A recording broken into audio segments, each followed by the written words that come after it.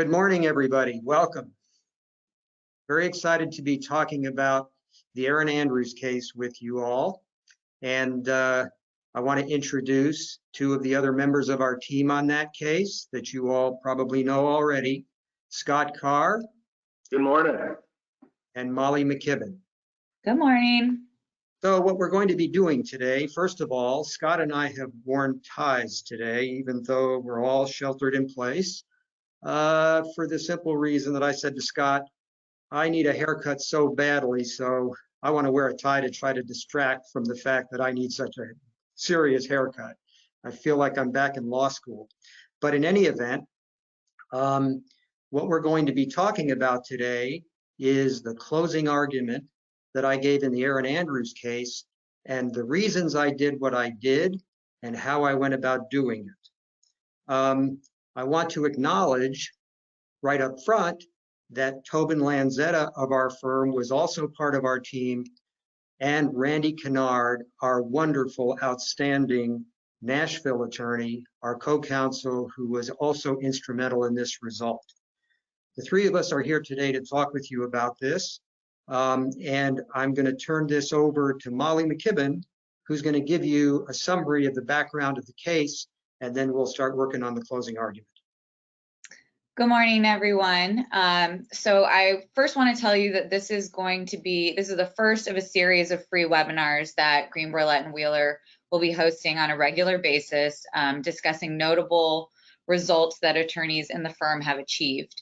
While we're here today to talk about the firm's results in the Erin Andrews versus Marriott case, make sure to tune in to our next installment, which features past CALA president Jeff Wells and partner Ivan Pouchalt discussing their $36.1 million verdict that they obtained in San Bernardino on behalf of an 11-year-old girl who was struck by a school bus. So today, though, we're here to talk about the firm's result representing Erin Andrews. In the fall of 2008, Miss Andrews was a 29-year-old up-and-coming sports journalist working for ESPN.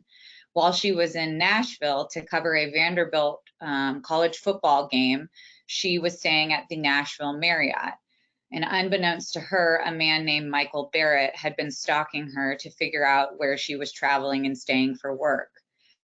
On September 2nd, 2008, Barrett called the Nashville Marriott Hotel and asked if Erin Andrews was going to be staying there, and the hotel confirmed that she was.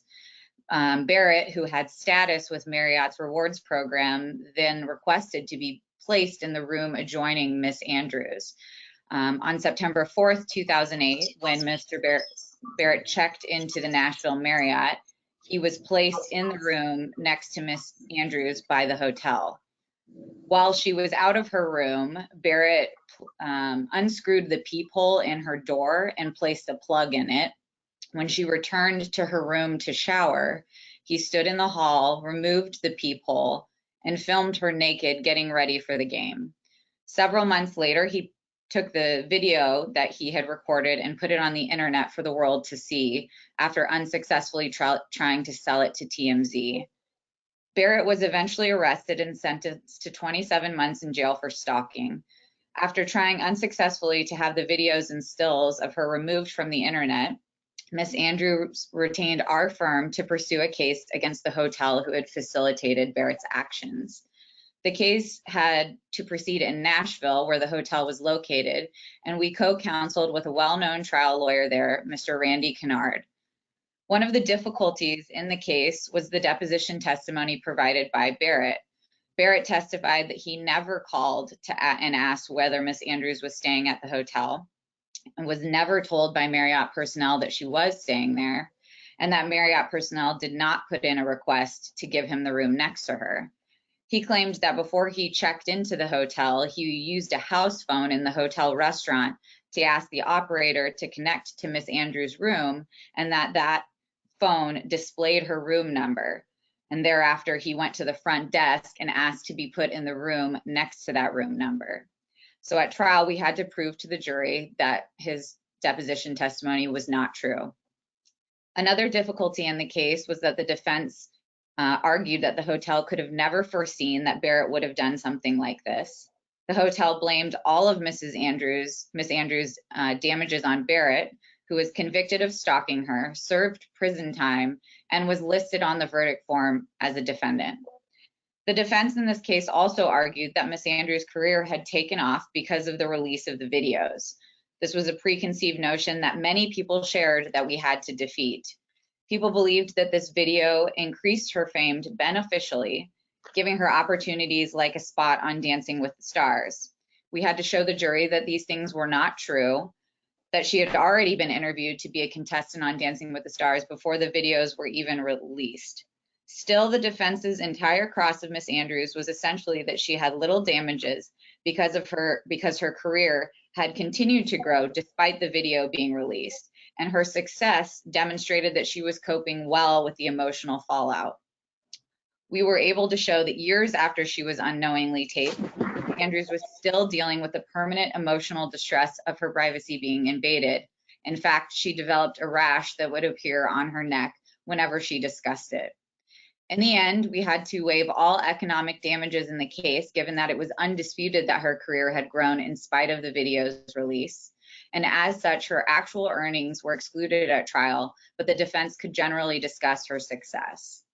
One thing to note, in the video of the closing, you'll hear Bruce discussing the companies Windsor and West End. These are the companies that owned and operated the hotel. The property was a franchised Marriott property, and Marriott was not a defendant at the time of trial. Bruce, go ahead.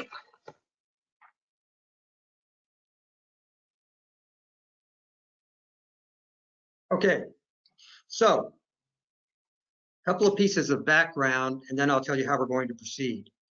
The entire closing, in fact, I think probably most or all of the trial are on YouTube. It was being streamed by the television camera in the courtroom, which was also used by the national and local media to report on the case as it proceeded. So some people among those listening have probably or possibly, given the number of times it's been viewed on YouTube, might have seen the closing argument. Necessarily, any closing argument is a whole. And so what I'm going to do is break it down into some of its pieces.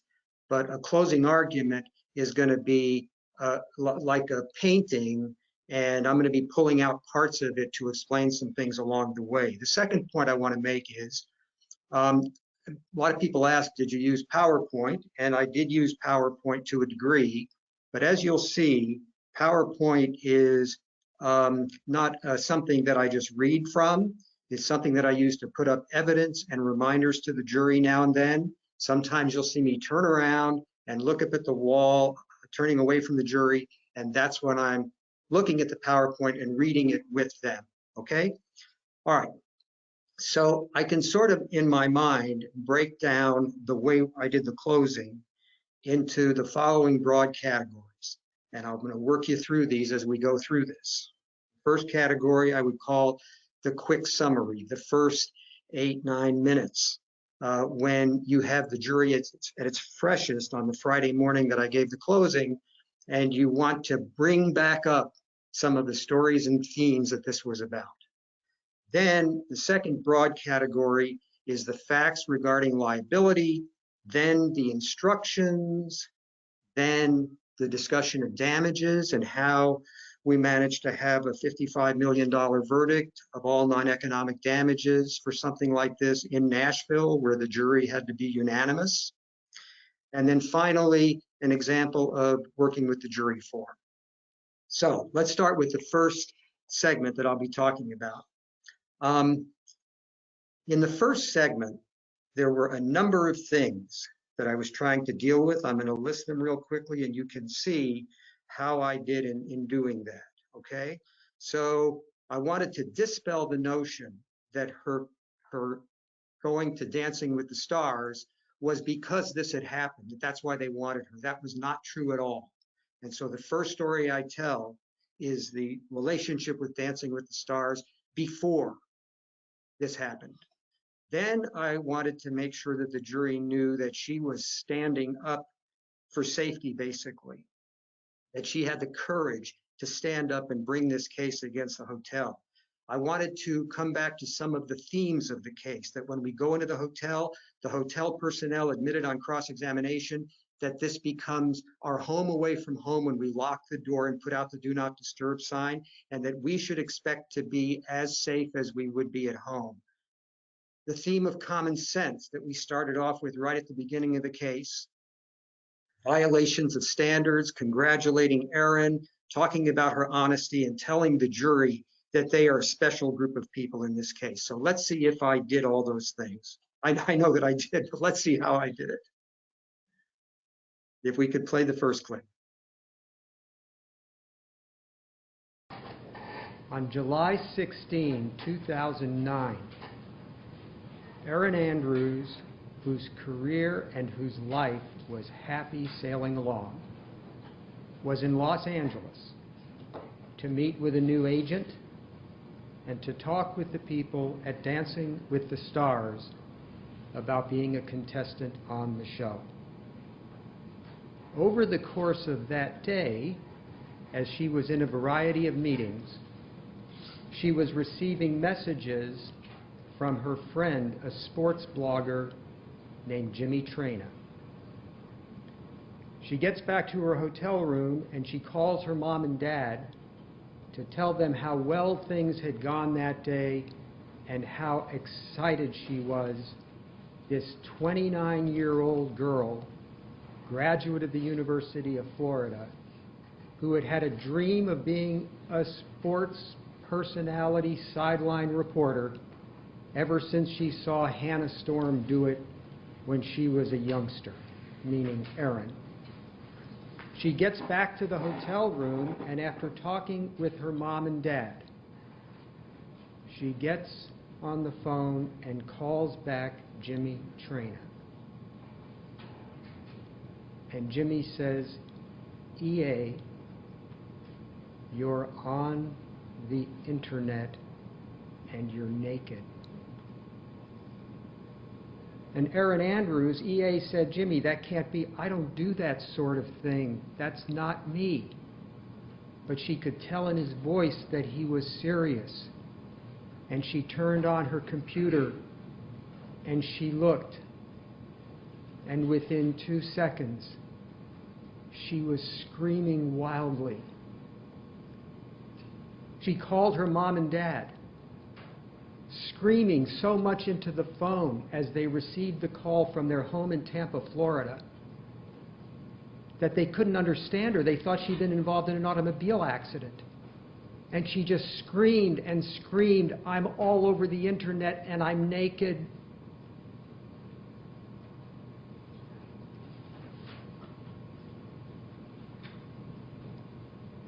Erin Andrews, over the course of the next weeks, after flying while crying all the way back to Atlanta, putting up sheets around her windows, scared to death of what this all meant, finally ends up flying down and living with her parents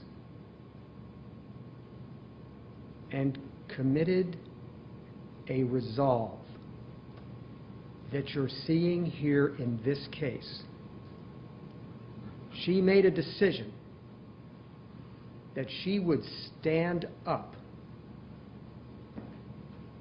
and that she would stand up as she learned information through the investigation that started to be done against the Nashville Marriott.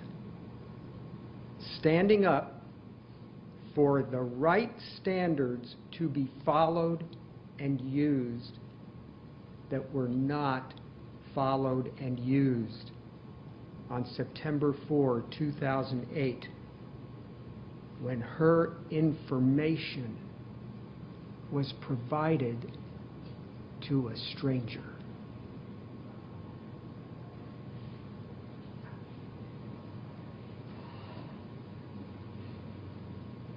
What this case is about, as we said from the beginning, is that our hotel room, when we go to the hotel, we hang out the do not disturb sign. Every one of us has done this at some time or another. We close the door. We lock the door. We put that special latch up there at the top that those doors frequently have, almost like a second deadbolt kind of a concept. We are to feel secure. We are to feel protected, and we are to believe that our privacy is protected. In doing our thinking in this case, remember the theme that we started with. Don't leave your common sense at the courthouse door. In some of my examinations of the witnesses from Windsor West End, I was relying on y'all to use your common sense, because I heard things from the other side that made no common sense to me. So let's talk about those hotel standards of care and how badly they were violated in this case, to the serious detriment of Erin Andrews. And as I do this, I want to turn to Erin, and I want to congratulate her for her courage in following through on this.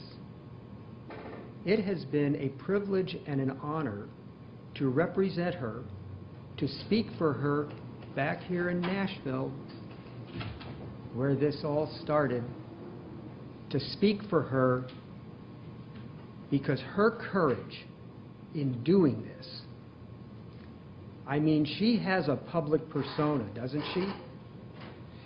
She has worked so hard to develop herself into a respected professional.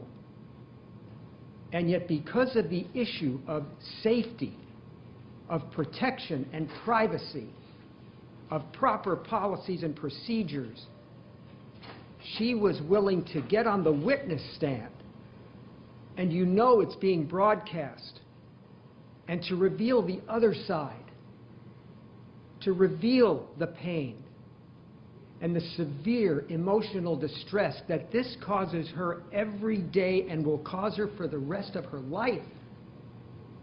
That's how important these issues are to her. So much so, you know, we talk about some witnesses being really honest. Her testimony was as honest and as vulnerable as it could be. But what could be more honest than for her to be willing to let y'all see the videos that you saw last Thursday afternoon? And she left the courtroom and went to the room down the hall, and she knew that you were watching her in her most private moments completely naked. That's what this issue means to her. And you all will always be known as Erin Andrews' jury.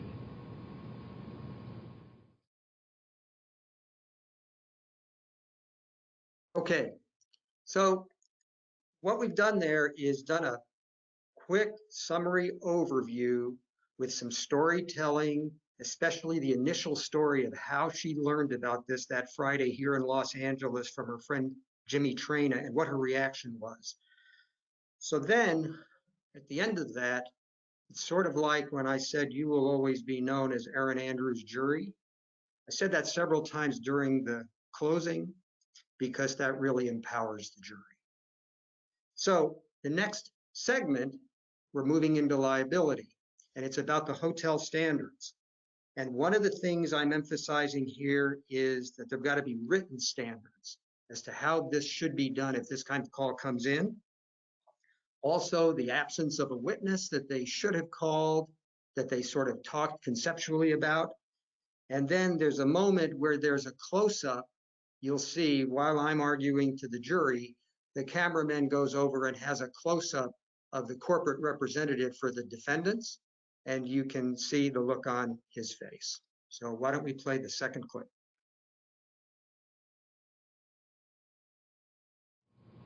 So let's look at those hotel standards and how miserably they were violated by the Nashville Marriott. The hotel must never unnecessarily endanger a guest. Well, not only is that a standard, but doesn't it make common sense?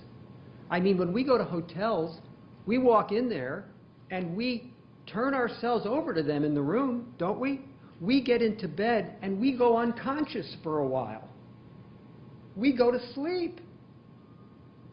This has to be our home away from home. We turn ourselves over to them and their protection. So, the first thing they did wrong was, check this out. September 2, Michael Barrett calls the hotel and says, will Erin Andrews be staying there?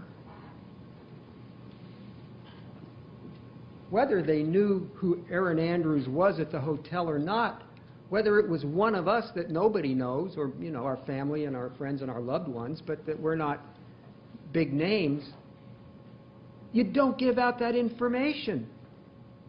You respond with, I'm sorry, I can't tell you that. 5, 7 words. If you have a policy in place that clearly says at the Nashville Marriott, you tell people you can't answer that. And you know what makes common sense about that standard and about this violation? If the person that's calling knows the person they're calling about, why wouldn't they be calling the person they're calling about to ask them if they're going to be staying at the Nashville Marriott? So maybe it should have been even more than the 7 words. I'm sorry, I can't tell you that. Why don't you call Erin Andrews and ask her? Right from the beginning, they gave out information that they shouldn't have, and multiple hotel witnesses in this case admitted that was a violation. If that violation of the standard had not occurred, then Michael Barrett would never have been able to do this at the Nashville Marriott on September 4, because he wouldn't know that's the hotel she was staying at. So number 1, cut off the snake at the head by not telling that she's staying there. Common, ordinary sense. Wait, come back to me here a second. I did that too fast. In order to have a hotel that's well run, you need to have policies in place, don't you? Don't we all have policies in place where we work? And aren't they written down? But one of the most important policies that a hotel can have is policies about guest safety, written down. Not just word of mouth, because people forget, people get confused and everything. You write it down and people know it's important, because it's a written policy that must be followed or you will lose your job. So, they didn't seem to have a policy on this on September 2nd. Mr. Barrett calls, is Erin Andrews staying there? Yes, she is, September 4th. Bye-bye. And the die was cast. Because right after that, on September 2nd, he called back the hotel on a second time, got sent over to the Marriott call center, and that's when he said, I want a room on September 4. I'm a Silver Awards Marriott guy, and I'm requesting that I be put next to Erin Andrews. Wouldn't have known to make that call if they hadn't given him the information in the first place. So what did Rivera Keene say? Remember that she was one of the supervisors at the front desk. And I asked her, in terms of any written policies or procedures, they gave you nothing about privacy policy for guests, right? Answer, correct. Now, she was a supervisor. She supervised Jacqueline Dement, who testified yesterday, whose JDD appears on the PMS document that you've seen that shows the A1, C1, M4 do not move. I know you all know what I'm talking about. It's become second nature to you because it's been such a focal point of this case. Well, how in the world do you protect against endangering guests about their personal, private safety if you don't even have any written policies about it? And that's the way it was for them on September 2nd and September 4th of 2008.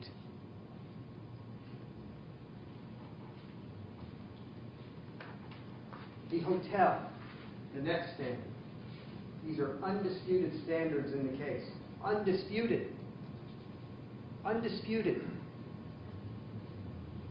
The hotel must protect the guest's safety first before granting another guest a favor. Wow. I mean, do we need to have it as a standard?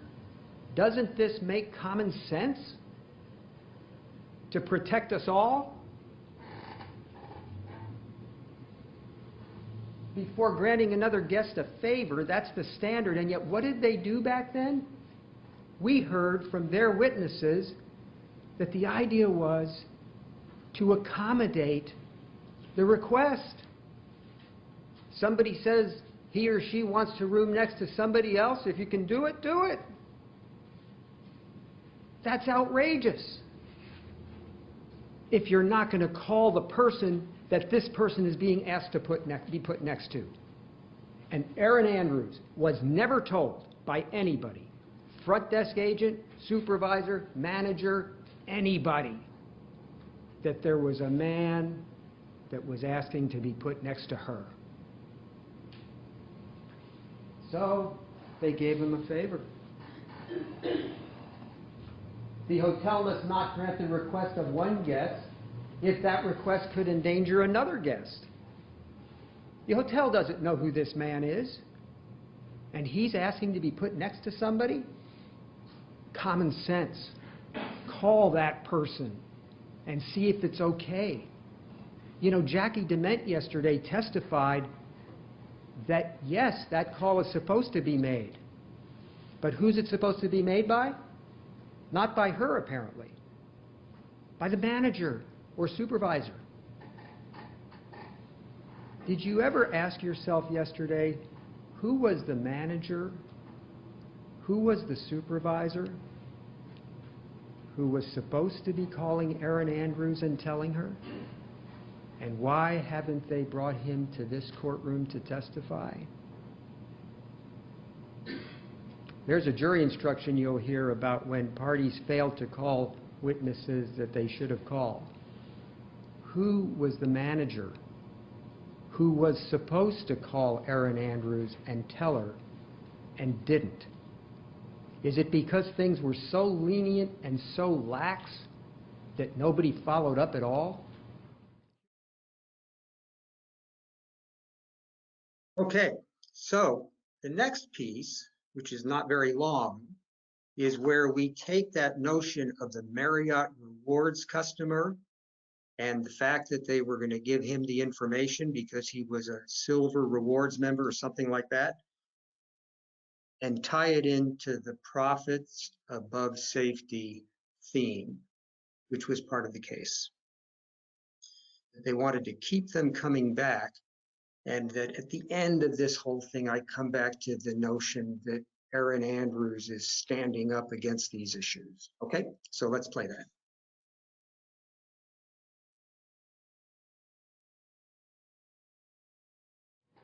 The hotel must never let profits become more important than guest safety. I mean, common sense, right? But what did Ms. Rivera Keene tell us about that when she testified? You all remember Rivera Keene that was here a few days back? Your notes will reflect it. She said that the policy at that time to let people have the room next to somebody else if they ask for it was because they want to keep them coming back. They want to keep the customer coming back. This was a Marriott Silver Reward member guy, Mr. Barrett, and they want to keep him coming back. Give him what he wants because he'll keep coming back. That's putting profits above guest safety. And that is against standards, it's against common sense, it's against safety, and I'm so proud of Erin Andrews for bringing all this to our attention and for you all to be making the decision about this. You know, the word verdict is taken from the two Latin root words ver and dict, which means to speak the truth. You all tell us the truth about this case with your verdict.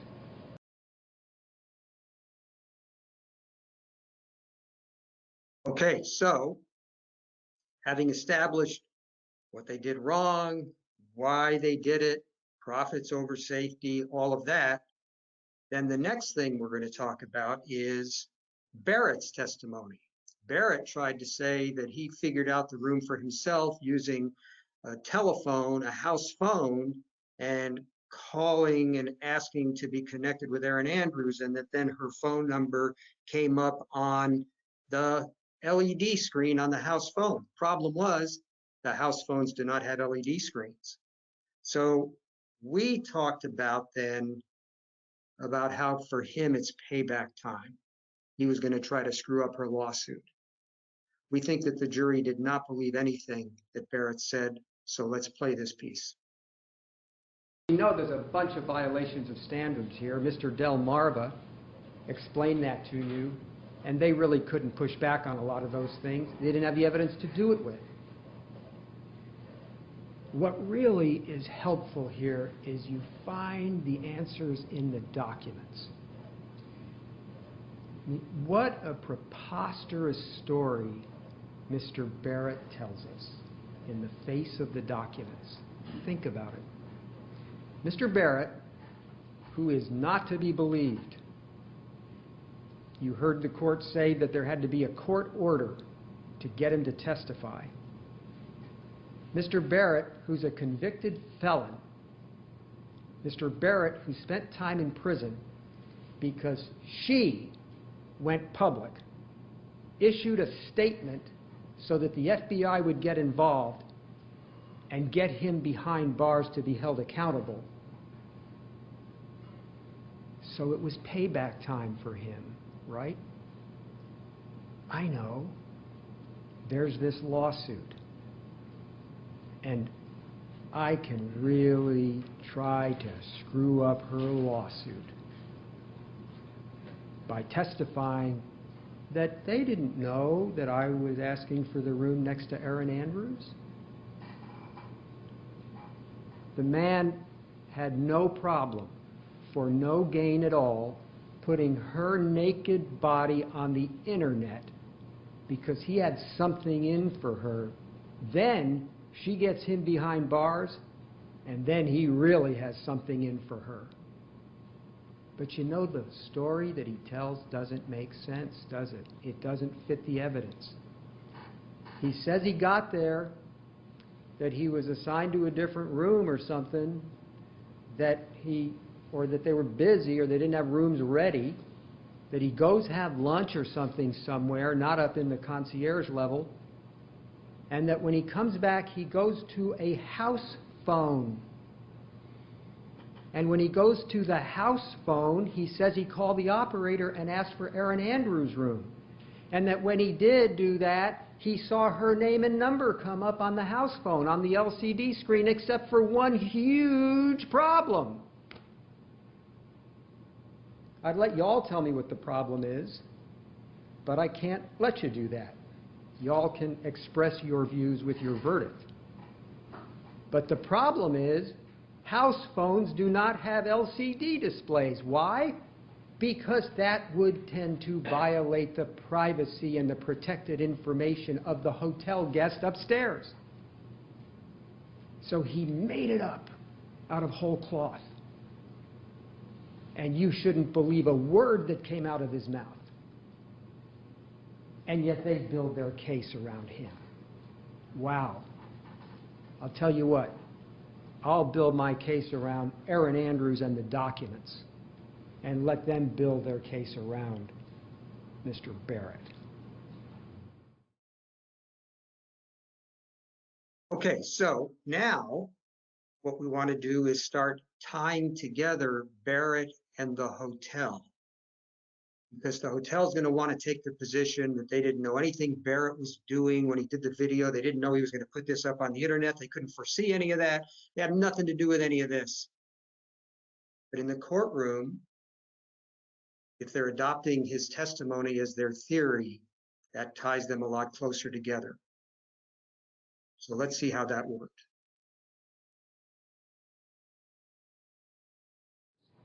And I'll tell you what, common sense, think of it this way. September 2nd, he asked to be put into a room next to Erin Andrews. September 4th, he's put into a room next to Erin Andrews. He didn't care about the kind of bed. He cared about being, that overrode everything, being next to Erin Andrews. And I'll tell you something else. I know I say that a lot in this case, but it's because there's so much evidence in favor of Erin and against them, and they know they can't handle the evidence, so they rely on Barrett. They embrace Barrett the same way they enabled Barrett back on September 2 and September 4. So,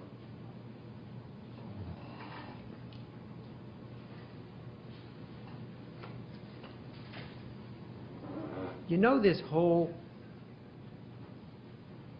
theory that's been put together by the hotel, that he first had a reservation for a different room, and that then when he got there, he was switched from the king to the double beds and stuff, and this whole other reservation supposedly exists out there, right? Where is it? If that was true, why didn't they show you a document from the computer that would support that there was a different reservation? There was no different reservation. There was one reservation and one room assignment, whether it happened on the 2nd, the 3rd, or the 4th. And that was to be put next to Erin Andrews.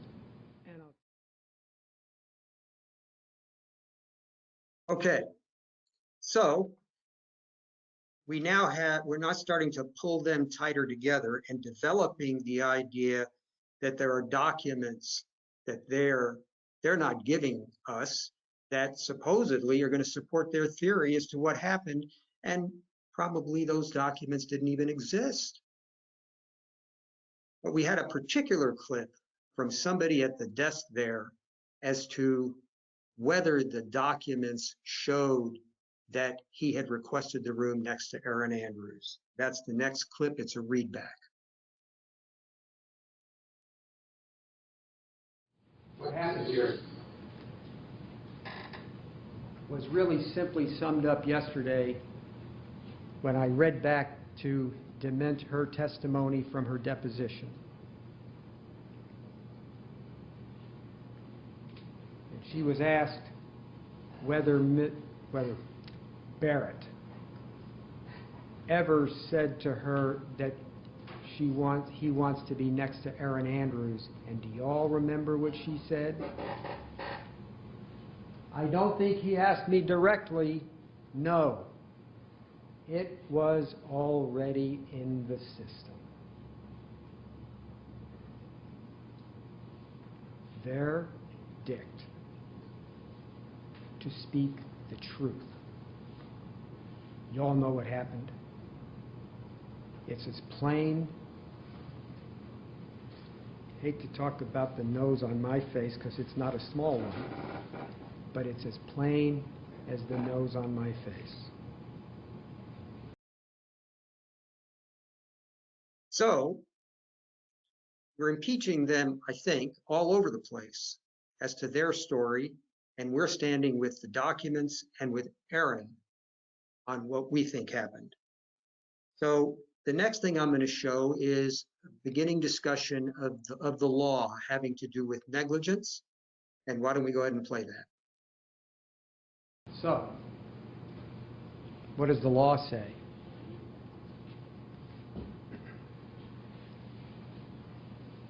We already know that the judge has directed a verdict against Barrett.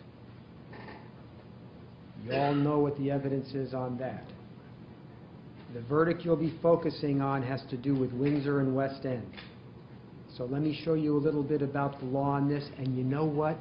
The law in this area makes such common sense and has everything to do with the safety for all of us that we talked about with those standards that protect all of us and our families when we go to hotels, or should if they're being followed. Here's the definition of negligence you'll have in the verdict form. I'm sorry, in the jury instructions. The judge already gave this to you, but I'm going to go over it with you for just a moment. It makes sense in the way we order our lives safely toward each other. Negligence is the failure to use ordinary or reasonable care. It is either doing something that a reasonably careful person would not do, or a failure to do something that a reasonably careful person would do under all the circumstances in this case. It's clear that the hotel was negligent on a number of scores. And indeed, if you accept Mr. Barrett's testimony, which you know what I think about that, even then, what were they doing giving him access to a telephone that you could call up and find out somebody's room number upstairs from downstairs? Sorry, don't buy it. But if you do, that's on them too. That's called negligence. Now, on the negligence, burden of proof. So let me just talk about this for one moment so that this is one of your tools as a juror, as a jury, in making your decisions. Imagine I'm the scales of justice. I'm Mr. Justice, not Lady Justice. And in a criminal case, you always hear about the burden of proof being beyond a reasonable doubt, right? And what that means is, because we are talking about somebody's life or their liberty, we make the government prove that case against that person beyond any reasonable doubt. In a civil case, that's the reason those cases take so long. You got to pile on so much evidence because you got to prove it beyond a reasonable doubt. In a civil case, the burden is different. And if you hold Erin Andrews to the criminal standard, you're shortchanging her. In a civil case, the burden of proof is what is more likely than not. 51%. What's probable as to what happened? Now, you know, all the documents and common sense tell you what happened. The only thing that they try to get going for them is the testimony of a convicted felon who has every motivation to want to hurt Erin Andrews in this case.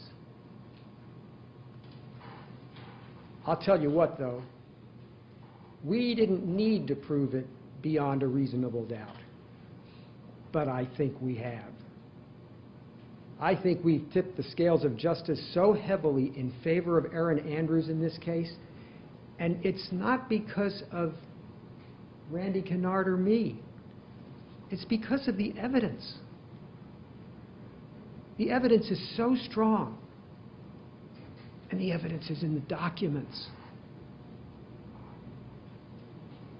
The only documents that could possibly back up their story in favor of Mr. Barrett are documents that they've never shown you. Why? I think it's because they don't exist.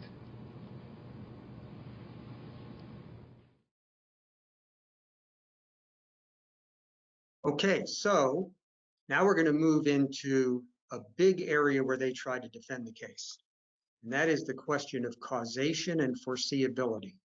As Molly said, they wanted to argue that this was all Barrett's fault, that the hotel had no way of foreseeing that somebody would unscrew a peephole and then take out the peephole and put their cell phone camera up there and videotape that person, and then on top of that would then go put it up on the internet some months later.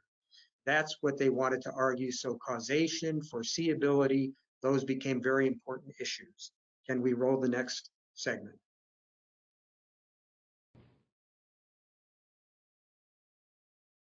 It must cause it in fact, and it must cause it also legally, and really that's sort of illegally, but the term is used legally. It must be causing it because it was something that was foreseeable.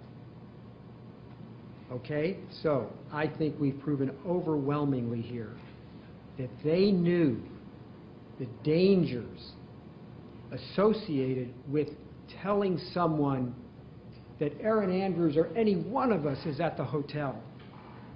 And then second, for putting somebody unknown to Erin Andrews or any one of us, somebody next to our room without telling us. Remember what Erin testified to? If she had been told that there was this strange man who wanted a room next to her, she would have called the police and gotten out of there. I'll tell you the first thing I think she would have probably done, lock and deadbolt that door. What's going on here? And call the police and have them escort her out of there. Any one of us, if we were called in our hotel room and told that, would go, what's up with this? And be able to take actions to protect ourselves. Not just go on about our day, take a shower, and in our most private moments, be naked in the room, combing our hair, thinking about the day as a 29-year-old young lady. Okay, so we're starting to work on causation, but foreseeability is a big thing in this case, according to the defense. So the next clip is going to go deeper into that. And one of the things we're going to talk about is that we had evidence from a witness I examined during the trial that they have a preventive maintenance program where the maintenance people are supposed to be checking that the peepholes are tight. Now, why would you be having a PM program that those are tight unless you're concerned that people might unscrew them from the outside and look in? In other words, foreseeability, danger. So let's play that clip and you'll see how that evidence played out. So I mentioned foreseeability. You'll see the word foreseeability in the instructions. Let me talk about that with you for just a moment. Because foreseeability does not mean that the hotel had to foresee Barrett in particular doing exactly what he did in particular in the manner he did it in particular. They don't have to foresee that. You could never hold the hotel liable for horrible failures of standards if they had to foresee every little thing that was going to happen as a result of the violation. No, that's not how it works. Foreseeability means that they knew or should have known, that they could foresee that if they violated the standards, it could put somebody in a position of danger. Isn't that what this is all about? Isn't that what these standards are all about? To protect us all from people that might... I mean, when somebody asks for a room next to somebody else, you can't just assume that's a good-natured person. You've got to wonder, why? What's the story here? And if they call the hotel saying, is so-and-so going to be there, when they could call Erin Andrews herself if they knew her and asked her if she was going to be there, if they call the hotel and ask it, isn't the hotel supposed to think, wait a minute, why do you need that information from us? What's afoot here? But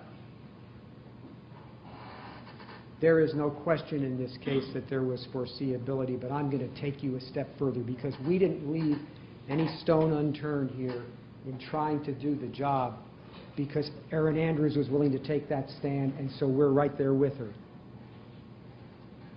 So, wait a minute.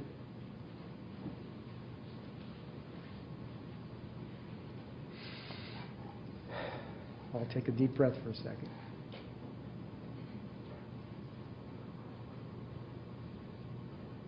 So remember that form that says secure peephole that's supposed to be checked with periodic maintenance, PM, preventive maintenance, remember that?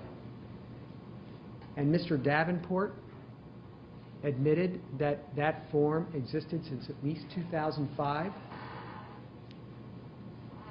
And so I asked him some questions about it in front of you here, and here's what he testified to. These quotations we have are taken from the transcript of this trial in the courtroom. Question. So this is far enough back. That was 2005. So we were referring to the fact that this form was used since at least 2005 that said secure peephole. So this is far enough back that you all could foresee that somebody might try to take a peephole that wasn't tight enough off the door and look inside. It was far enough back that you even had it on a checklist in 2005, correct? Yes. They could foresee that somebody, maybe they couldn't call him Barrett, maybe they wouldn't know what day he was going to do it on, maybe they wouldn't know that it would be Erin Andrews. They could foresee that people might try to take the peephole off if it wasn't tight. Now let me ask you a question. Why would somebody inside the room unscrew a loose peephole?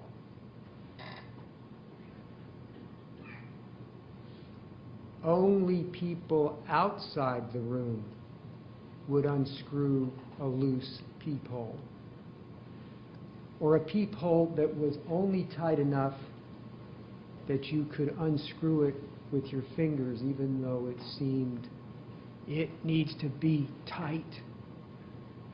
But the real point of this testimony was they could foresee that you put somebody up there who knows somebody else's room, unbeknownst to the person in the room, and there's a risk that they're going to want to take off that peephole.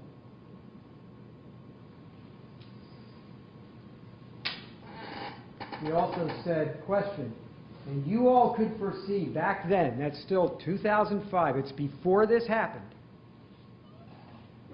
you all could foresee back then that if it wasn't kept tight, somebody with bad intentions. Do we think Barrett had bad intentions? Somebody with bad intentions could come up and get that thing undone, correct? Yes. Now that was the guy who was one of the supervisors of preventive maintenance for the Nashville Hotel, for the Nashville Marriott. They could foresee exactly what happened here, and if they try to defend themselves saying, how could we foresee this, it flies in the face of the evidence. And by the way, it just wasn't Mr. Davenport that acknowledged this. Other people did too, including Mr. Delmarva. Even Mr. Barrett, withdraw. Even Barrett said that the way he learned how to do this was he saw a maintenance or a hotel worker doing it at another hotel a year earlier. And I'll tell you what, I'm not relying on that testimony at all, because I think you can take his testimony and you can deposit it in the nearest shredder machine, because he is not to be believed. But you heard it from Mr. Delmarva, from Mr. Davenport. Mr. Davenport even acknowledged that that little peephole there is a place of danger if not properly secured and maintained. And so what else didn't they bring to court? Documents? Where are the preventive maintenance checklists? We know that it's room by room, who did the work, how it was done, when it was done, and all the check marks. Where are they? Was it being done? I don't know. They don't have the documents, they say. Okay, so what we've done now is we've established these violations, telling this fellow that she's staying at the hotel, putting him in the room next to her without telling her. So we're trying to now work on the issue of how this was foreseeable as danger to do these sorts of things, and working on causation. So in the next segment, I'm talking more about multiple causes. That doesn't have to be just one cause, because obviously one of the causes is Barrett that's going to be on the verdict form. So multiple causes, I deal with superseding causes, and then I add one more fact that shows that the hotel was not taking these issues seriously, and it has to do with a company called Cumberland Security. So let's run that piece. Okay, here's the next point under the law. Under the law, there can be more than one cause of an incident. So don't just lock your brain in there and say, well, Barrett did this, and so therefore it can't be anybody else that's involved. Not true. Quick example. Four-way stop, pedestrian on the opposite corner. Two cars come along and they both blow the stop sign, hit each other in the middle of the intersection, slide across the intersection, and damage the pedestrian. There were two causes of that incident. Got it? So you'll see something that says that nothing is a sole cause necessarily. It's for you to decide. So as you know, we think Barrett is there, but we also think that the Marriott's negligence put him in position, enabled him to do what he did. They might not have actually known he was going to do what he did, but the failure and the violations of the standards and principles allowed him to do it. And they knew that those violations produced danger, whatever that danger would be. So, another thing you'll hear about is superseding cause. And y'all, I'm almost through this law part of it, okay? So hang in with me a little bit longer.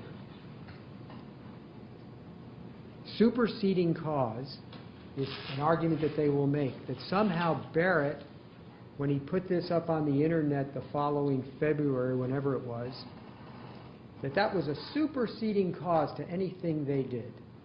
And therefore they should have no responsibility at all. Well, that's just a bunch of hooey. Because you see, they are responsible for the dangers that they can foresee from their failures in their conduct. So once they set this up where by their negligence, not intending to, but by their negligence for Barrett to be able to do this, when they put him in position and enabled him to know where her room is, to put him next door, to do all the other stuff we've talked about, to even know she was in the hotel, all of the failures and violations of standards here that even they admit to some of them. Once they did that, he puts it up on the internet, that's on them. Now let me give you an example of what a real superseding cause is. Rear end accident. Somebody gets a whiplash, and they're in pain for a couple of weeks. And a couple of weeks later, they're walking along with one of those collars on that the doctor gave them, and a tree falls and hits them on the head and turns them into a quadriplegic. That would be a superseding cause of harm, not what happened here. What happened here with Barrett flowed directly from the consequences of the negligence of the Nashville Marriott on September 2nd and September 4th. And maybe even September 3rd, if that's the day that they put him into that room and put "do not move." It may have been September 4th when they put him into that room and put "do not move," because they were trying to keep their Marriott Silver Rewards member happy.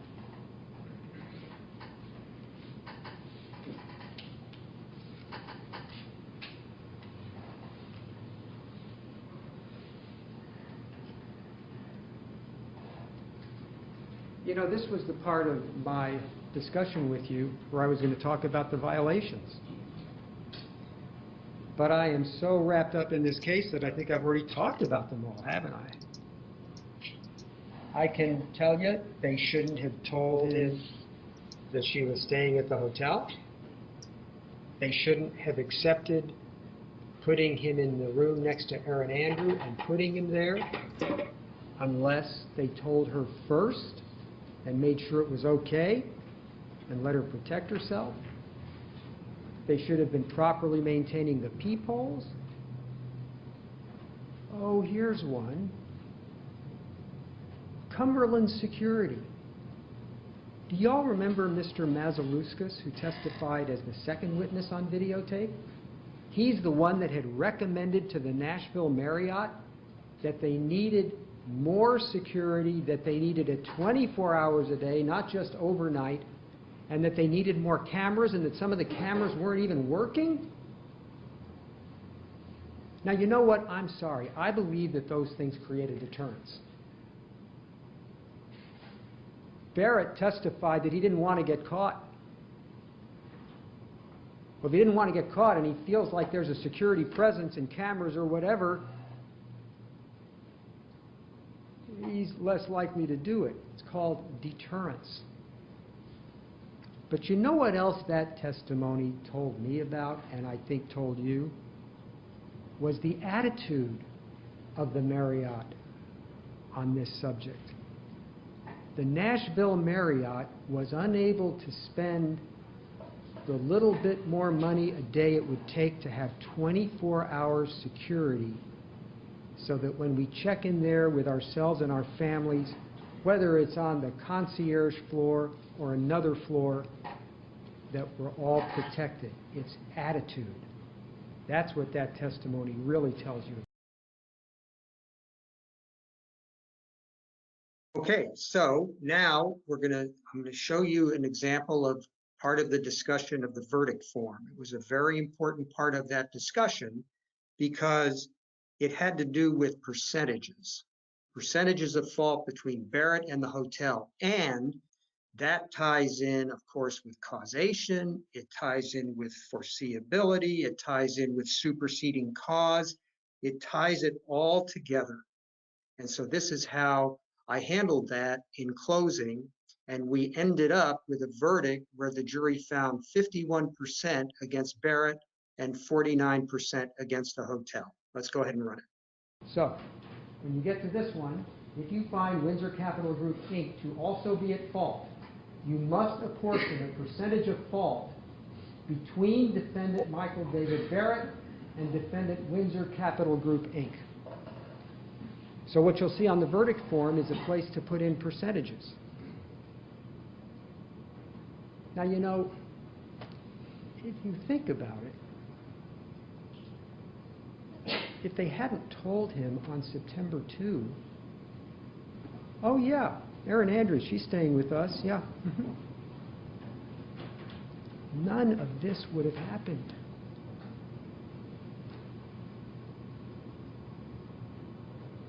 You could almost say this is all their fault.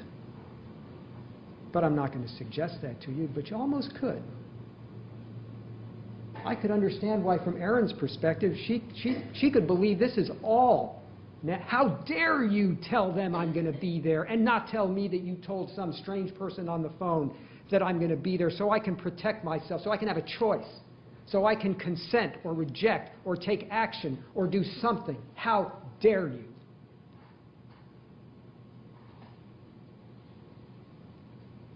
Or on September 4, when they complied with his request, without picking up the phone and telling her, how dare you? I could see why she could feel that it's 100% on the hotel. But I'm not going to suggest that to you, because Barrett is Barrett. And he's a defendant in this case too. So I don't know what your percentage will be that you will find. I do know this. Barrett couldn't have done it without the negligence of the Nashville Marriott. The repeated violations, one after another, of the standards that are there to protect us all and our families, our children.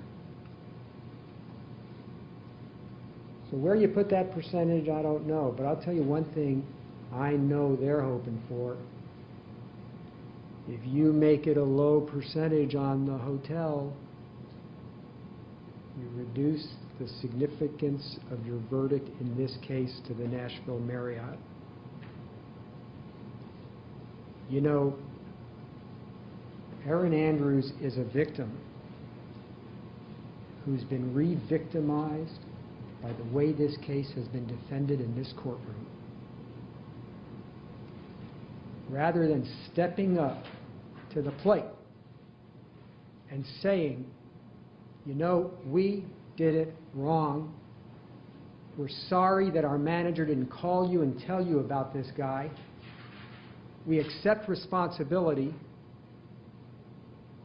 And now let's look at your damages. Instead, the Nashville Marriott has done it again. Right here in this courtroom, not accepting responsibility for their own actions. And these days, too many people do not accept responsibility for their own actions. That's why we have juries and courtrooms and the greatest system in the world, as the court just told you. And that's why you will always be Erin Andrews' jury. Percentages. I don't know where you're going to put it, but make sure it's meaningful against them. Because remember something that the judge said? When you make your award of an amount of money, don't reduce it for percentages, because the court will then reduce it for the percentage. So if you reduce it for a percentage in your mind, then the court's going to reduce it again. So when you make your award of damages, make it for the full amount of harm that you believe has been done to her, and you make that percentage against the Marriott meaningful. Because your verdict will be putting a value on following the standards.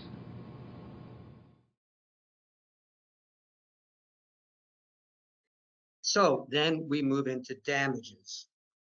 Now, one of the things that they did during the trial when Erin was on the witness stand on cross-examination by the defense is they put up a number of photographs of her and her various endorsements. She has all kinds of endorsement deals that she had because she's been trying to keep her career going, and she had the courage to go out and keep moving forward even though this was on the internet. And so one of the things they did was to put up pictures of her dressed beautifully. She's a beautiful woman, and so on, and trying to imply, therefore, that, you know, number one, she's really successful, therefore she must have a lot of money, even though that issue was kept out of evidence, and this must not be that bad. So this is what I talked about in getting us to a point where we could be asking for a significant amount of money. The last topic. Damages. How much you should award for what happened to her.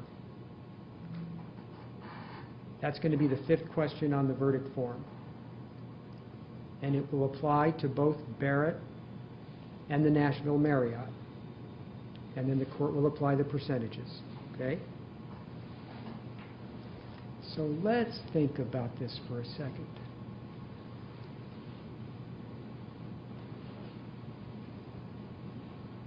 You have to stop and think about who Erin Andrews is. You all have met her, although you have yet to shake hands with her, give her a hug, or anything like that. You haven't talked with her. She'll be here the whole time waiting for your verdict, and she'll be here for your verdict because she is standing up. But Erin Andrews was a 29-year-old young lady who did not believe in celebrity for celebrity's sake. You know how we have some of these celebs these days that just seem to be celebs for celebrity's sake? They don't seem to have any talent or ability or whatever. They're just celebs. Well, she happens to have attained that status, not because that's what she was looking for, but because she's very talented and she has worked her tail off from the time she was very young and saw Hannah Storm and had that dream. But she was also a tall, thin, kind of gangly young lady as a little girl. I remember some of those when I was a kid, and I never got a date with them for obvious reasons. But she was tall and thin, and she was shy about her body. In the dance competitions or whatever, she would change in a different room because she was not proud of her body. Now she has grown into her body and she's a beautiful woman. But the early things in our life lay down pathways, tracks in our brain about things like modesty. And these days, some people go out there and just let it all hang out. I don't get that because, you know, I grew up in El Paso, Texas, and people didn't just let it all hang out. That's the pathway set down with me. Well, she had a pathway set down in her neural pathways in her brain and all that stuff of modesty in terms of being naked. That doesn't mean she doesn't want to look attractive. It doesn't mean she doesn't want to dress in a glamorous way. You saw some of the photos. Why did they put those photos up in front of you? The expert witness admitted to Mr. Kennard, Dr. Brown did, that she didn't need those photos for the basis for her opinion, and yet they threw those photos up in front of you from Dancing with the Stars and all that stuff to try to make you think that this being naked in her private time on the internet is not killing her every day. Don't let them get away with that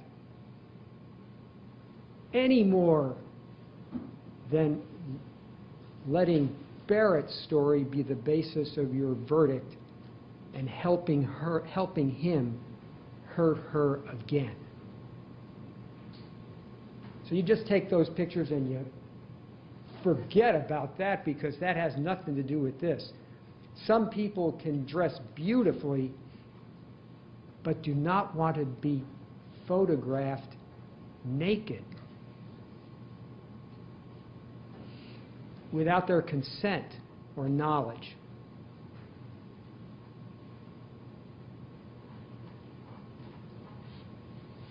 So anyway, celebrities. The public persona can be so different than what's going on in that person's life on the personal side, right? I mean, you saw in here this poignant testimony of her. I mean, the red that was, even Dr. Brown said that she saw the red coming up. The red that when she was on Oprah, you'll have these photos in there, was coming up on her neck, the rash that was coming up as she was talking about this thing. Never happened to her before this happened.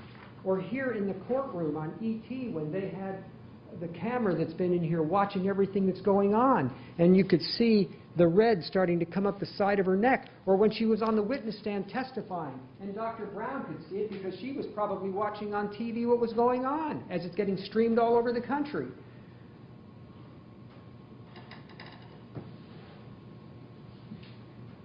So what they did was, it happened to the worst person it could happen to.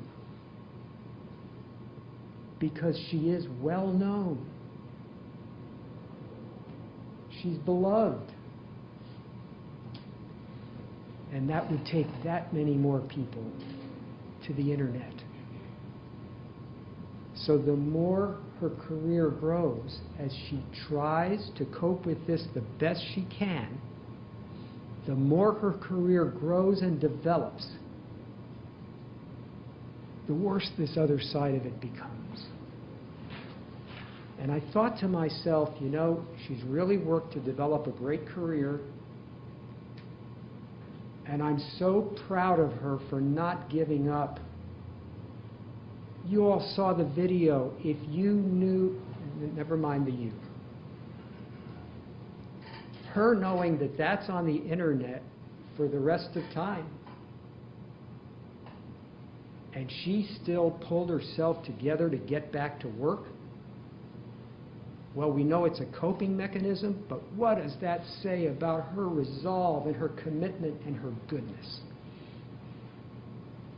And they seem to want to penalize her, in this case on her damages, saying, well, she's still doing well in her work, so everything must be not as bad, it must be really mild. Mild malarkey.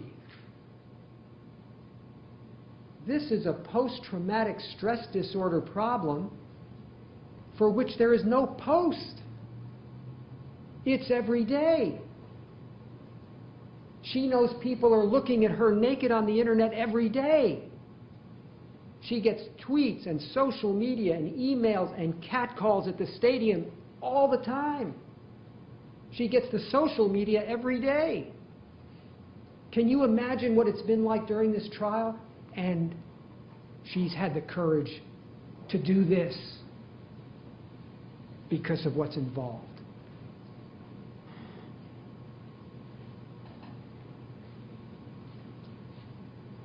But sometimes we don't know the personal side of somebody. I'll never forget the feeling I had when one of the greatest performers that I've ever seen in my life, who I thought was a happy, put together, wonderful guy named Robin Williams, hung himself. We have to recognize that the people we see on TV, like Erin, also have a personal life. And sometimes that personal life is much more challenging than when they light up in front of the camera. In fact, did you all notice, remember how I was going, let's lighten it up a bit, when I was asking her questions, and then we get into something heavy again? Did you see how she suddenly beamed and lit up when we started talking about football again? Or about sports, or about the coaches she knows? And it was like a different person. And then we go back into that personal side of this being naked on the internet like this for the rest of her life. And I'm sorry, it's hard to call it just post-traumatic stress disorder, because the trauma happens day after day, and it's never going to stop. This is not a one-time event that you go and get therapy and help for and then learn how to deal with it. This is not going to stop. And long after your verdict, this will still be going on, and your verdict has to account for all of that, past and future.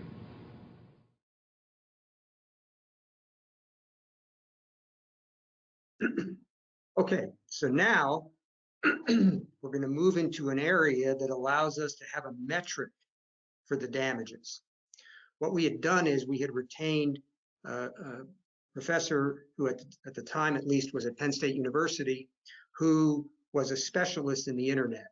knew it inside out. And we asked him if he could find out for us how many times people had viewed this thing in the 7 years before the trial, since the time it had happened. And he came back with a number, very conservatively, of 16.7 million times, assuming each one of those views was an independent viewer and with just one person looking at it when it was being viewed. We knew that we could use that as a basis for a damage request, as you will see. So his name was Jensen. So let's roll the next part of it. So I'm going to give you another little piece of law. Hang in there. And then I'm going to tell you something about what I think you should award.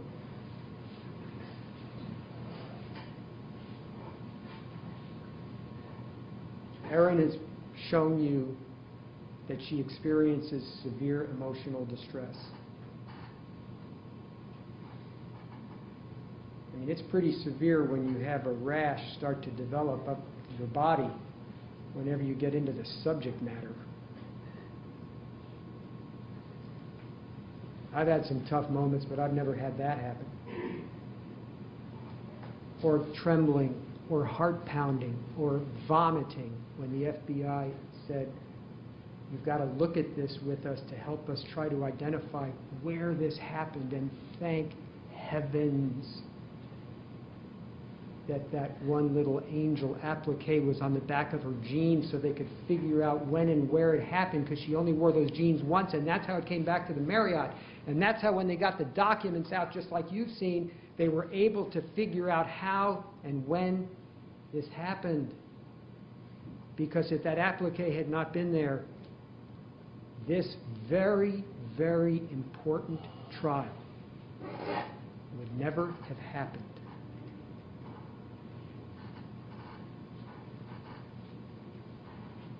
So the things you consider are evidence of physiological manifestations, physical stuff. That's what I was just talking about. The throwing up, the rash, the heart pounding, the trembling, all of those things that show a physical reaction to what had happened, the vomiting and so forth.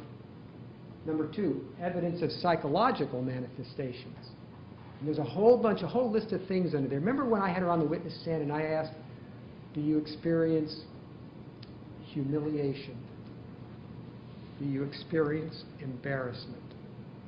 And she just broke down and said, I'm so embarrassed. Imagine how she felt that Thursday afternoon when y'all were looking at the videos. I can't just imagine how y'all felt. All the psychological manifestations, there's a lot of words there, and she fits virtually every one. Evidence of treatment. You know, she treated in New York with Lauren Comstock, and she treated in Los Angeles with Dr. DePay. Both of those things helped. But the idea that with a repetitive trauma like this, every single day that she wakes up in the morning and she knows that there's a certain number of people, by the statistics that Dr. Jansen from Penn State University, who's an expert in the field, told you about, there are people looking at her naked on the internet every single day, which is why she gets catcalled in the stadium. And they are different kinds of catcalls than what she used to get. It is one thing to be an attractive woman and to be out there doing your job, and some drunk people up there are calling out saying, hey baby, you look pretty hot, and you know, I really like you, and I'd like to get together with you, and we could have some fun together, and you know, what a figure, and blah, blah, blah. There's a difference between that and, hey, baby, I saw you naked on the internet, and other stuff about what they saw that is so ugly and so graphic that we decided not to tell you some of the stuff she hears and reads about herself and her body. Because you see, if somebody's just catcalling, you can just flick it off. But if somebody's talking about seeing you naked on the internet and you know it's true, the the vulnerability, because you can't just flick it off. You can act like you're flicking it off, but you know that it's true.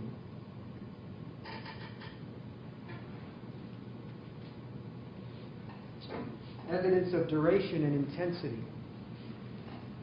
Well, we know it's been going on for 7 years, and we know it's going to go on for another 45.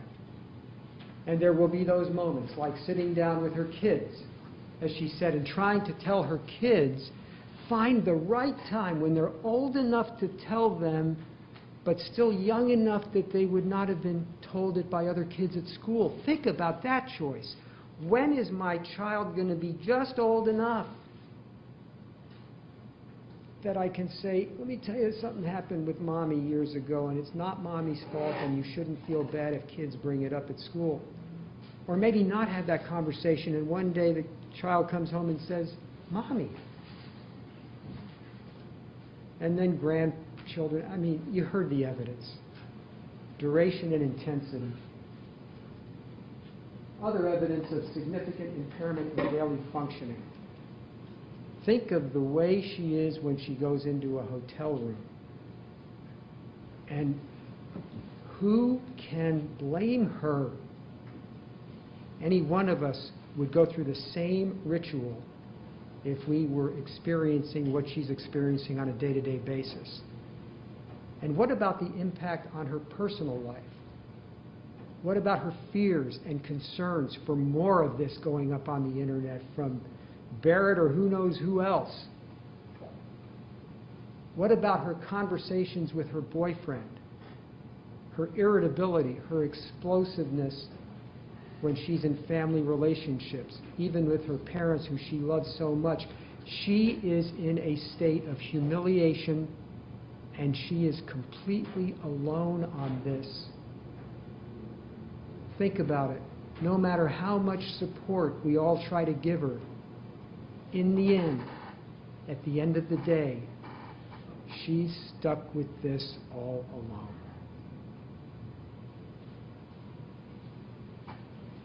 It significantly impairs her personal life, even though her professional life, you know, it struck me on Monday evening after she was done with her first day of testimony. It struck me that in one way, she's living her dream, isn't she? She's sought after. She's doing what she wants to do and worked so hard for and that she has the talent for. She's recognized for her achievements and her accomplishments. On the one hand, she's living a dream, her dream. On the other hand, she's living a nightmare. It's both.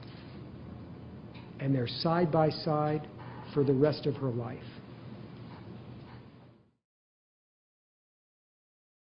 Okay, so the last clip I have, we're going to skip over the last clip because it's how I did the damage calculation, but I want to make sure we get to the questions and answers.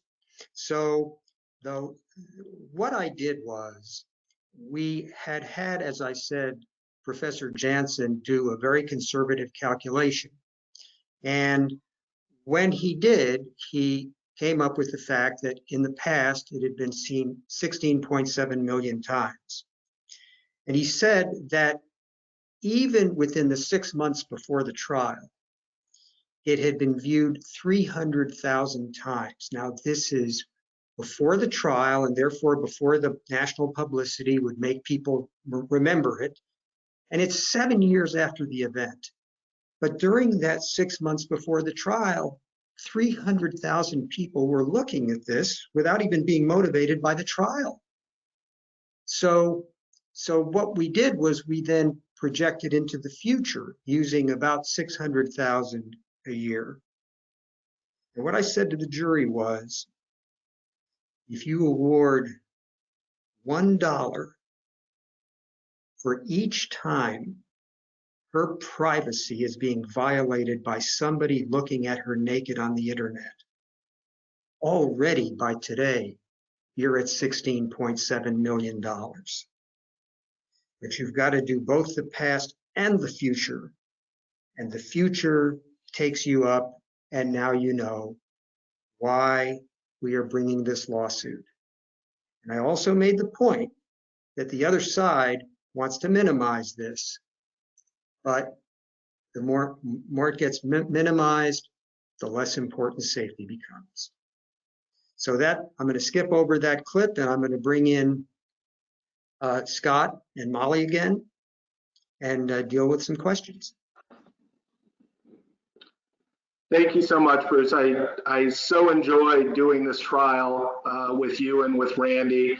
Learned so many things, such as the fact that hooey and horse feathers must be legal terms, things that you use. But one of the things that I wanted to ask is, obviously, once you get up and you do your closing argument, the defense then gets to get up and do their closing argument. And when they got up to do their closing, one of the things that they focused on primarily was this issue of foreseeability and how could anyone foresee that this sort of thing was happening. And you dealt with that a little bit in your closing. Did you deal with it again in your rebuttal, and if so, how? Yeah, so I sort of saved this because, once again, I'm trying to use common sense. And the question that struck me as I was doing my thinking about the trial is, why do we have peepholes in the first place if there can't be danger up there? So here is what I did in rebuttal. Can you play that clip?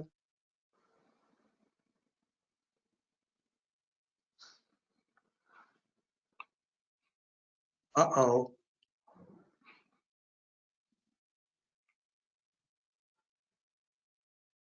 Maybe we can't. Okay.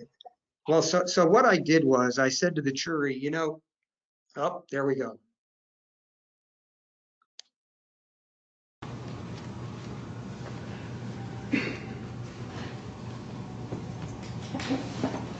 I have one more conversation with you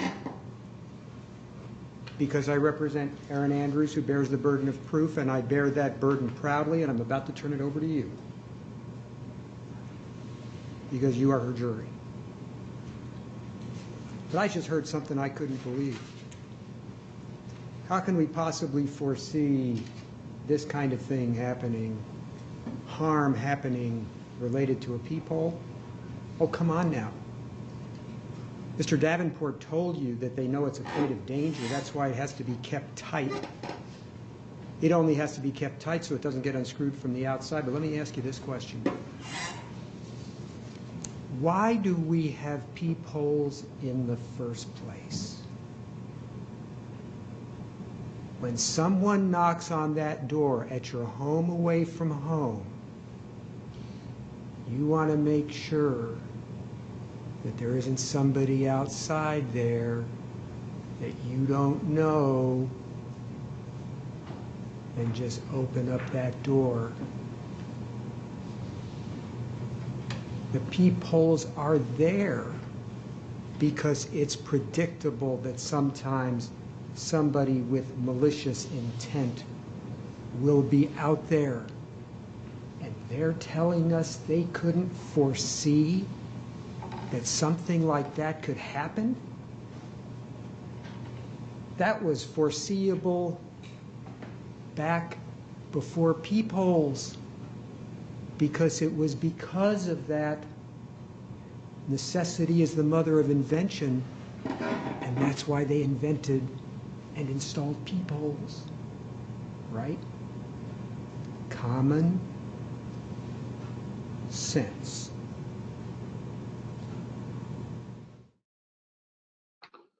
So, Bruce, one of the other things that the defense made as one of their central arguments in their closing was this issue of sympathy. And it's a common theme, and we hear it a lot on the plaintiff side coming from defense, that all plaintiff wants is sympathy in this case. I know, again, in your closing, you addressed that a little bit, but when they really tried to hit home on that on their closing, did you come back and rebuttal and deal with that? And if so, how did you deal with that issue? Yes, I did. Sympathy frequently comes up in cases, as we know. Why don't we just play the way I dealt with that in rebuttal? Sympathy. From day one, the very first thing that Mr. Kennard told you is that she is not looking for sympathy. This is hardly about sympathy. That's why we have all this evidence we've presented to you in such convincing detail. Because if it's all sympathy, then she doesn't need me or Randy or Scott Carr or Molly McKibben or Tobin Lanzetta, who have also worked so hard on this case, if you just decide it based on sympathy. I've wasted my life as a lawyer if you just decide it based on sympathy. So you base it on the facts, the evidence, the law, and a proper and just result. But I'll tell you what, after saying that we are looking for sympathy when all I'm doing is talking about the hard-edged evidence in this case, they put up a video of a guy crying. Now, you know what the basis was for him saying, now they're exonerated? Do you remember what it was? Since the time of his deposition, he had read Barrett's testimony. And then he went, oh, Barrett says this is what happened. We're exonerated. We had a term for this when I was growing up in Texas, horse feathers. That's what I think of the tears that they shed. So one of their main legal arguments, we've talked about some of their factual arguments here, but one of their main legal arguments was that the act of Barrett actually taking the video and putting it on the internet was a superseding cause, that no matter what they did, then prevented them from being able to be held responsible, because it truly was what Barrett did, not what they did. How did you deal, if at all, with the idea of superseding cause, again, given that they made it such a focal point of their closing argument? We can't hear you, Bruce. The issue became sort of muddled in their argument, pulling it together into causation and foreseeability and everything. And so I came back in rebuttal to try to make it really clear what we were saying, and we have a clip of that.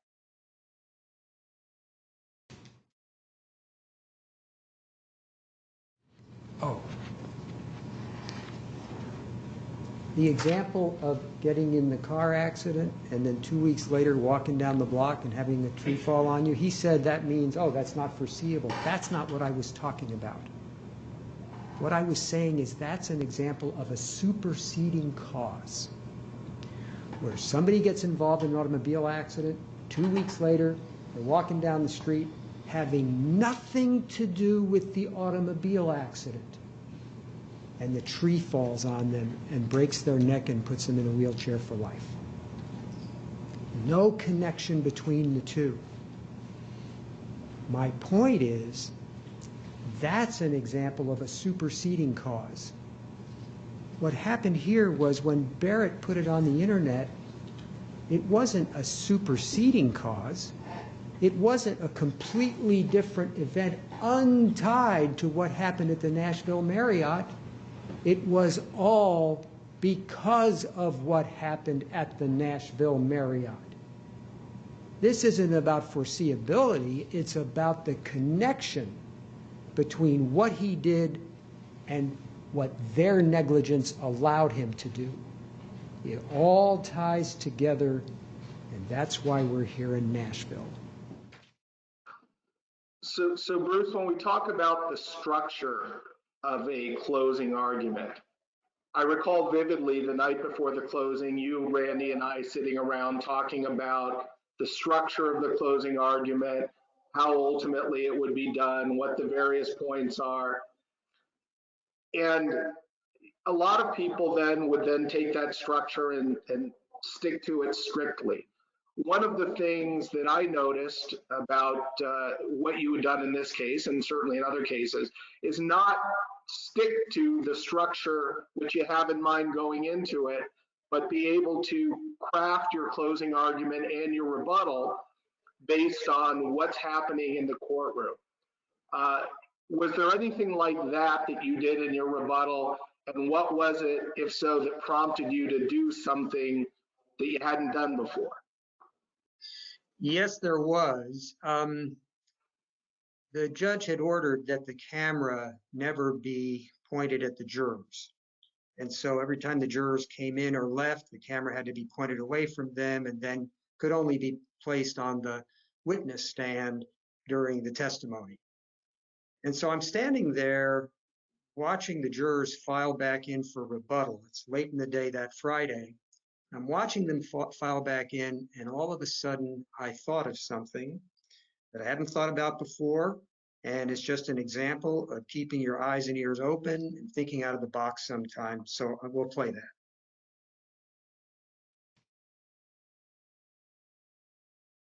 On foreseeability, though, here is what he argued, and I'm almost done.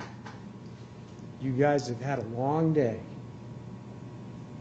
And I want to say, too, I can't tell you how much I appreciate, and our team and Erin do, and she's nodding right now, you being here and doing this. We've had a lot of delays along the way where the court was dealing with things outside your presence, and you were cool customers going back in there and probably going, what the heck are they doing, and when are we going to be out there again, and give me a magazine to read and whatever. And you've hung in there. We haven't lost one of you. Because I know when you all walked into this courtroom, when you got your jury summons, and then you walked into this courtroom, you had no idea the significance of what you'd be doing. You had no idea it would be about Erin Andrews. You had no idea what you would hear. You would have no idea that it's being broadcast all across the country. You had no idea. And I'll tell you something else. As I look at the camera over there, during your service on jury duty, it's never been trained on you. You notice how when you walk in, the camera's turned away? To protect your privacy.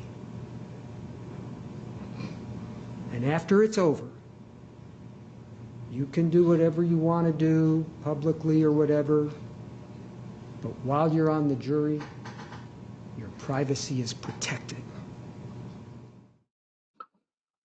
I love that clip because you can see sort of the moment in your head before you say, I'll tell you something else, where you sort of had that epiphany, in terms of, this is what I'm going to say, this is what I'm going to do. And it's certainly for younger lawyers, any of you younger lawyers who are watching this, or folks who are doing one of their first trials, it really is a lesson in making sure you keep your mind open and you don't stick to a script and you react to what's happening in the courtroom and what's happening in the juror faces. And it's one of my favorite clips from the trial because specifically for that reason.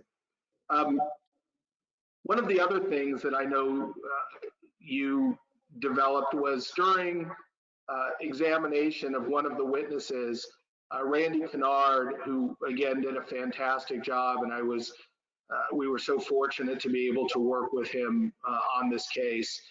But he had used sort of a generic Sally Johnson example, trying to say, okay, you don't have to look at this as being Erin Andrews, but what if this is Sally Johnson?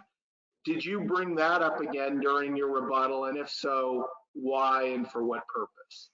Yeah, I did, because I thought it was a really good example when Randy was doing the cross of that witness, and I wanted to echo it back for the jury so that they would remember it.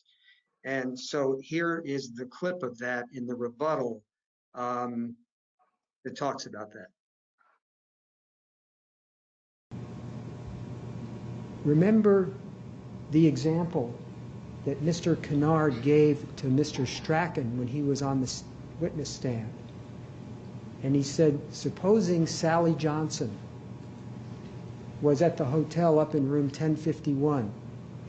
And it's 8 o'clock at night, and it's cold and snowy or rainy outside, and a man comes in and says, "I would like a room next to Sally Johnson." What would you have done back then in 2008? And he said, "We would accommodate his request." Now, supposing that the man was Sally Johnson's husband, and supposing he had some malicious intent in mind.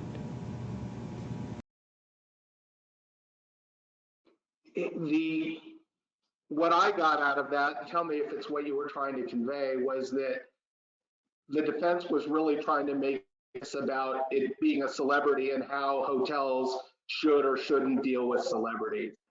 And what I got out of that is you were trying to bring it back to, no, it wasn't a celebrity. It doesn't matter if it was a celebrity. It affects all of us. It affects all of our privacy, safety, security when we're in a hotel. Was that the reason why you went back to Randy's example of Sally Johnson? Exactly. It took it out of the celebrity world and it put it into everybody's world. We all deserve protection. Yeah. So from your rebuttal, and one last question about your rebuttal, and then we've got a few more areas I want to cover before we get to noon. But one of the things that galled me most about the defense argument, and that I found to be most disingenuous, at least in my mind, was their claim that this wasn't a significant injury.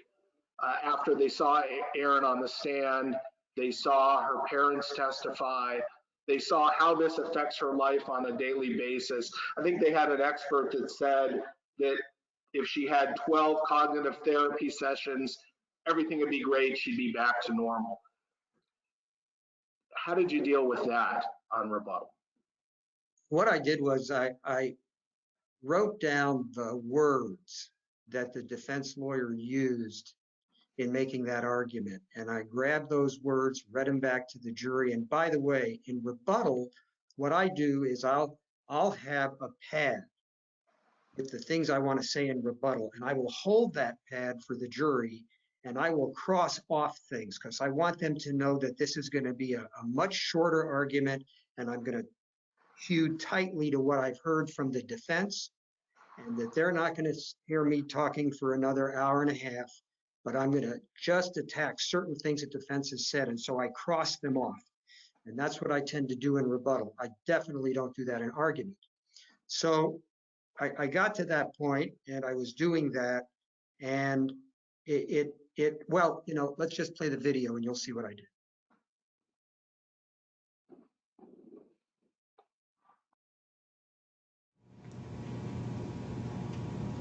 And then he said these 4 words: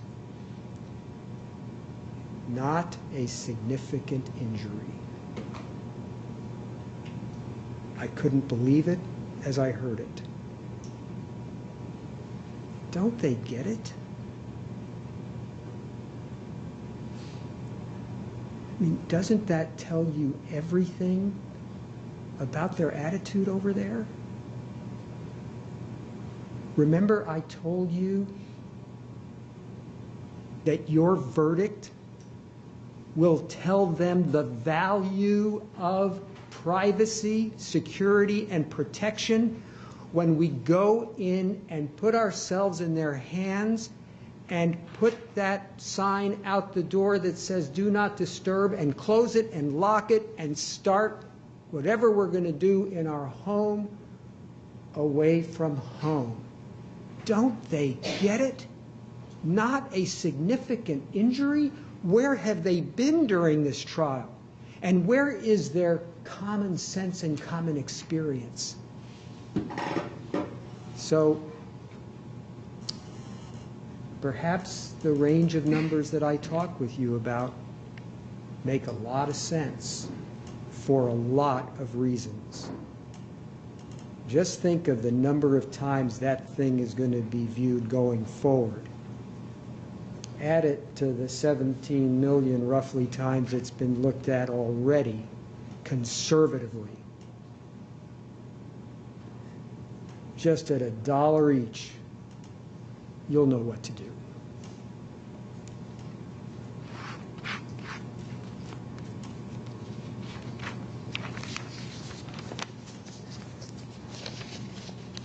Thank you for dealing with this, and thank you for your service.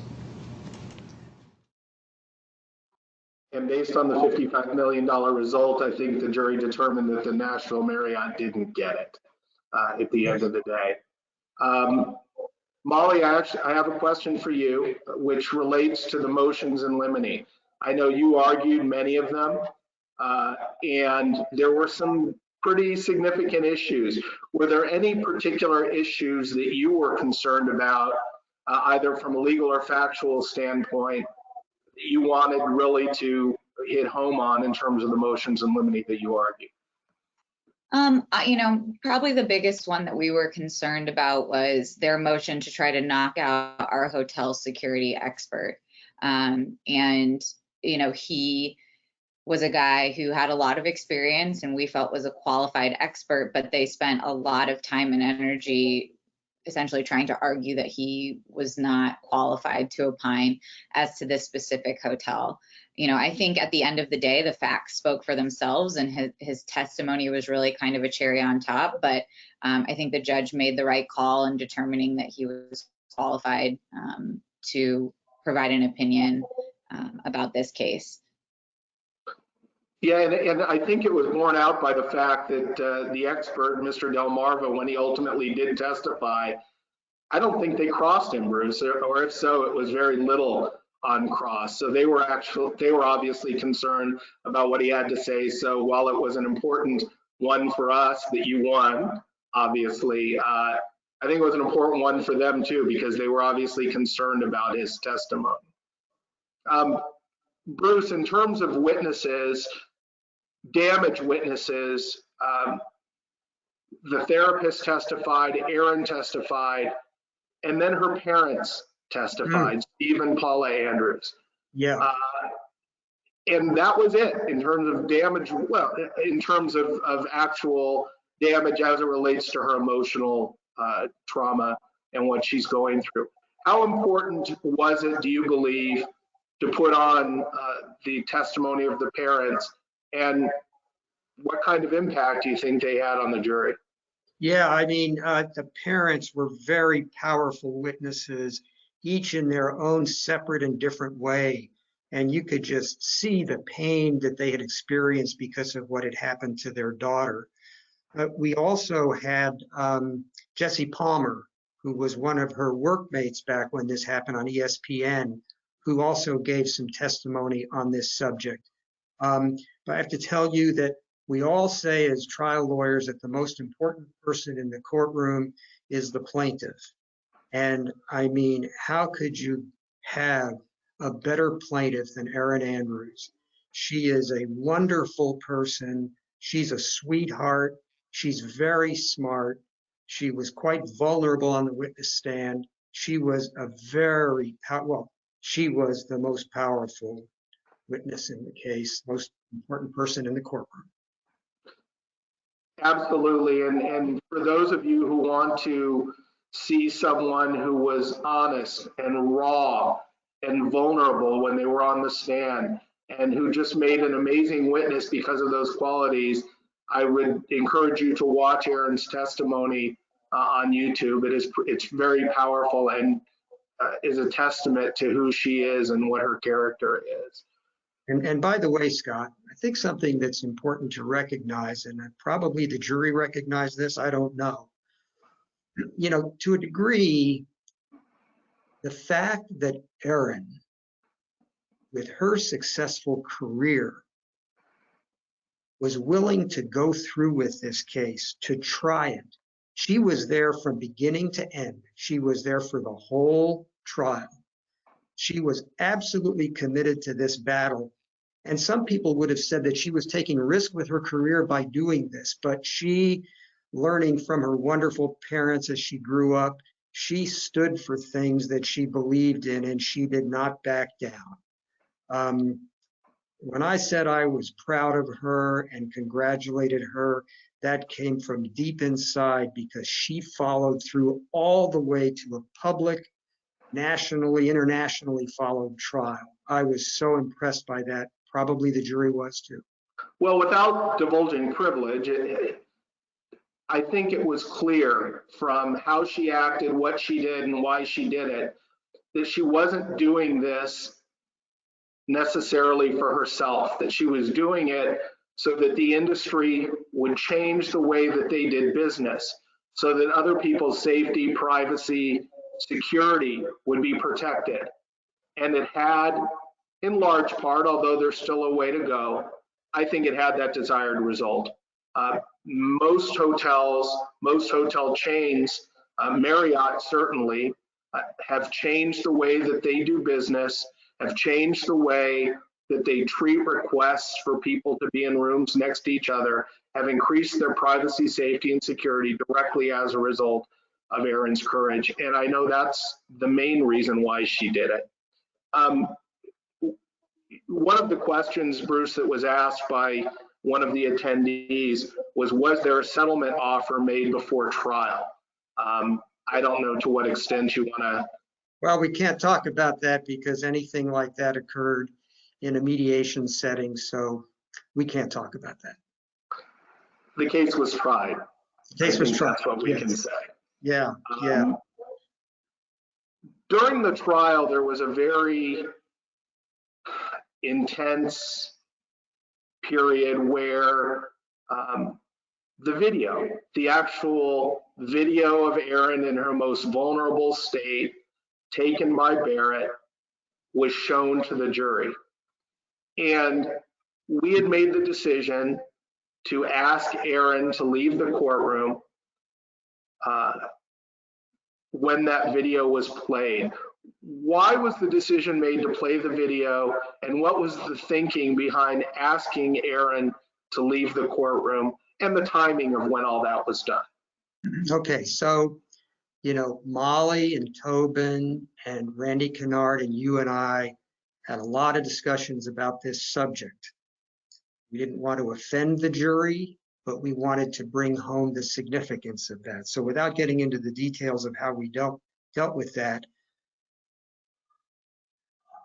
we felt that she was so innocent on this video.